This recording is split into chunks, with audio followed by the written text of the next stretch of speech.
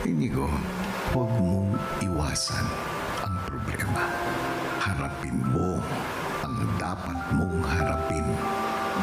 You are second-guessing yourself. That's why I really miss my mom because when I talk to her, doon ko nakukuha yung parang confirmation sa sarili ko na I don't have to second guess myself na when I talk to her, yung time na di ko alam kung tama na ba nagagawa ko or mali, pagka nakausap ko siya, nakukuha ko kaagad sa kanya yung I'm fine.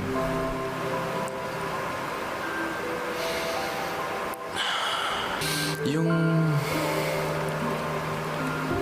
she understands me, kuya. Yung hug niya sa akin.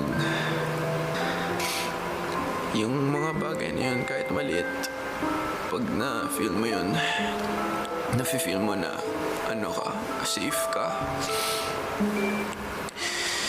Yun yung kailangan ko ngayon, syempre. Kaya, namimiss ko siya.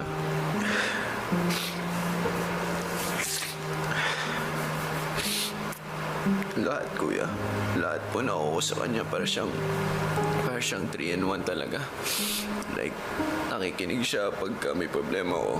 Tapos, syempre nakukuha mo yung comfort. Tapos after nun, syempre sasabihin niya sa'yo yung tamang sagot. Yung para sa akin, feeling ko yun yung pinaka kahit konti yung sasabihin niya. Nakukuha yung sagot. Na-comfort ako. Napayuhan ako. Para siyang it's perfect for me, kuya.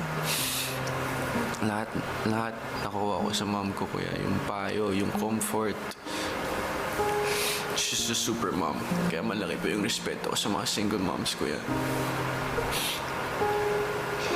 Inigo, kung ano man ang lakas at tapang na nakikita mo sa nanay mo, hindi niya ito nakuha sa pag-iwas sa mga problema. At dahil doon, na ibibigay niya ang pagmamahal para sa inyo. Naintindihan mo? Yes, kuya. Sana you are inspired by our talk. Thank you. I really appreciate our talks po.